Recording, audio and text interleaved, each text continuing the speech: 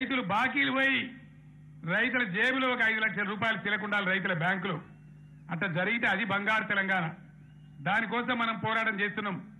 గిట్టుబాటు ధరల విషయంలో దయచేసి తొందర పడబోకండి. ఒక 4-5 నెలలు దాటితే దాని యజ్ఞం మొదలైతుంది. ప్రతి మండలానికి ప్రతి తాలూకాకు పసుపు సమస్య ఉంది జిల్లాలో. ఇలా హైదరాబాద్లో కానీ, సిద్దిపేట కానీ, నిజామాబాద్లో కానీ, సూర్యాపేట, నల్లగొండ, మహబూబ్నగర్లో కానీ పట్టణ ప్రాంత ప్రజలు పసుపు కొనుక్కోవాలంటే దానిలో కెమికల్ కలుపుతా ఉన్నారు, కల్తీ కలుపుతా ఉన్నారు, రంపం పొడి కలుపుతా ఉన్నారు. దానికోసం మన మహిళా సంఘాల ఆధ్వర్యంలో ఎక్కడి పసుపు అక్కడనే కొని రైతులకు గిట్టుబాటు ధర ఇచ్చి దాన్ని ఇక్కడనే పసుపు తయారు చేసి తెలంగాణ బ్రాండ్ మీద మొత్తం భారతదేశానికి అమ్మే ప్రయత్నం చేస్తా ఉన్నాం. అది జరగడానికి కొద్దిగానే టైం పడుతుంది. కాబట్టి ఇప్పటికిప్పుడే మంది మాటలు పట్టుకొని ఆగం కావద్దని జొన్న రైతులకు కానీ పసుపు రైతులకు కానీ మనవి చేస్తా ఉన్నా. ఈరోజు వీళ్ళిద్దరి పరిపాలన చక్కదనం లేక దేశంలో రైతాంగం ఒక నిస్పృహలో ఉన్నది. దళితులు, గిరిజనులు మాకు జరగాల్సిందేదో జరగలేదనేటువంటి ఒక బాధ, ఒక వెలితిలో ఉన్నారు. దేశంలో సగానికి సగం ఉన్న బీసీలు, ఈ రెండు పార్టీలు ఎంత గొప్పయంటే మాట్లాడితే బీసీ అంటారు, మాట్లాడితే బలహీన వర్గాలు అంటారు.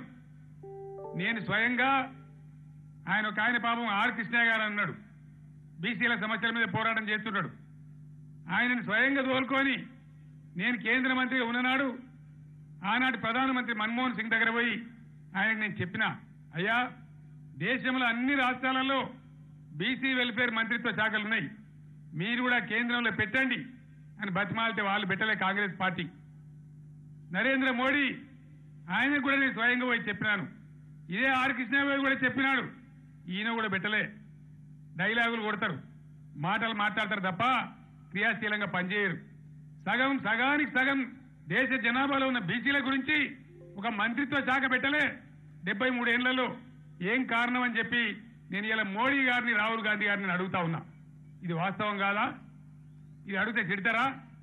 ఇది అడిగితే దాడి చేస్తారా? ఇదే మీ నీతి అని చెప్పి నేను అడుగుతా ఉన్నా. అదేవిధంగా పేద ప్రజలందరూ కూడా మాకు జరగాల్సిందే జరుగుతలేరని ఒక రకమైన వెలితిలో, అసంతృప్తిలో ఎందుకున్నాయి ఈ పరిస్థితులు ఈ దేశంలో? మీ పరిపాలన చక్కదనం ఉంటే, మీరు బాగా చేసి ఉంటే మీరు చేయలే.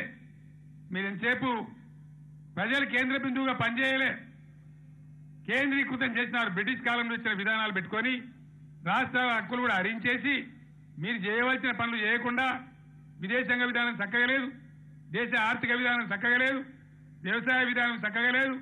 అవి చేయకుండా రాష్ట్రాలకు హక్కులను హరించి చిల్లర రాజకీయాల కోసం, మీ అధికారం కోసం పబ్బం గడుపుకున్నారు తప్ప ప్రజల కోసం చేయలేదని నేను మనవి చేస్తా ఉన్నా.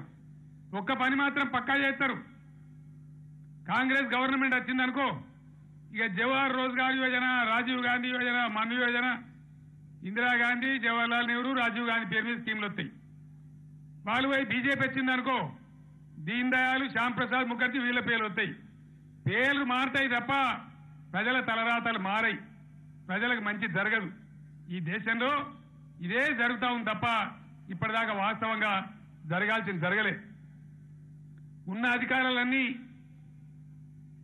మధ్యలో కంకరెంట్ లిస్ట్ అని పెట్టి చాలా విషయాలు, విద్య కానీ, అడవులు కానీ, న్యాయ